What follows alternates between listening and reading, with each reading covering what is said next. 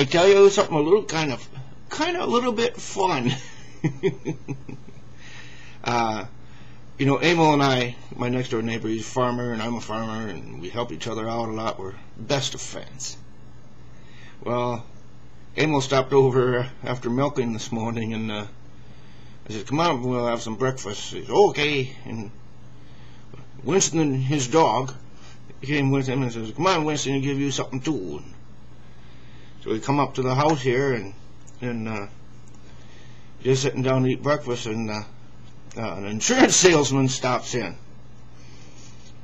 and he says, "I'd just like to introduce you to some of our new products. You have a policy with us already." He says, "Yeah, I'm happy with that, I guess." He says, "Well, we got something a little more." I says, "Well, I'm a little old to be buying life insurance." And he says, "No, we got a plan that's just for you." I said, "I bet you do." And I says, "Well, I got enough to cover anything that's anybody who's important to me, I guess." But he says, "No, would you listen to me?" I says, "I'll give you 5 minutes. We got breakfast to eat here." "Okay, I'll do the best I can in 5 minutes." I says, "Okay, ready, set, go." Yeah, good plan, yeah. But no, I got life insurance. But he says, "Do you know anybody who might be interested in a plan like this?" I says, "There's a lot of nice farms around here." And yeah, I know. And I used to sell life insurance, life and health insurance, when I was a young lad. And you look for the nice looking farms because you know that's where the money is. Well, this is 2010. The money probably isn't exactly there.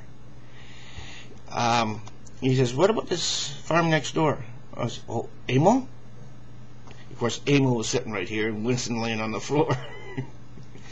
And I said, "Amil, we've been neighbors since I've been here. That low life, mean son of a bitch." I says, like I told you, I used to sell insurance. And when I got done with my day, it only took one badass to make me feel bad about my whole damn day. Don't matter if I did good or not.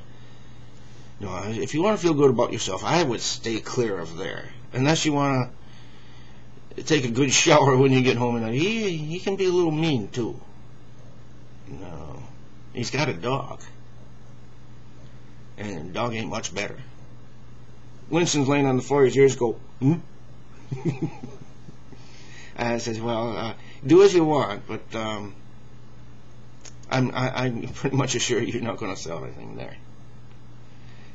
You might get a pitchfork, not to work with. You might get it more on your receiving end." He says, well, thanks for the heads up on that one." I said, "Well, that's fine. That's fine. I used to sell insurance. I know what it's all about. You don't need a lot of put downs, and you will get one there." He says, "Well, thank you for your time. Here's my card." "Okay, well, you don't have to feel that you're going to be a stranger here. You can stop in, but you might put you in the haymow sometime. I got a pair of overalls you can wear. One hanging right over there." He says, "Well, thank you, Ronnie. Then I'll stop again in a few months or so." "Well, that's good. I don't mind. But if I'm working, you're going to have to make it another day then." "Okay," he says. "Well, thank you." He walks out. I look around and Amil's there.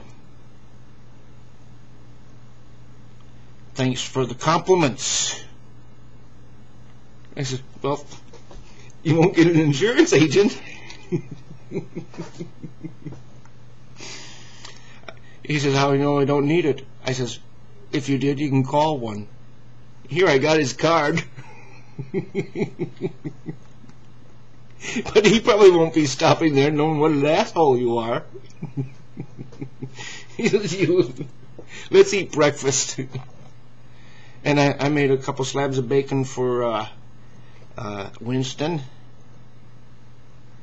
He don't like eggs, so he just likes the bacon. Hey, that's my story for today, and thank you for watching the Ronnie Boy Show.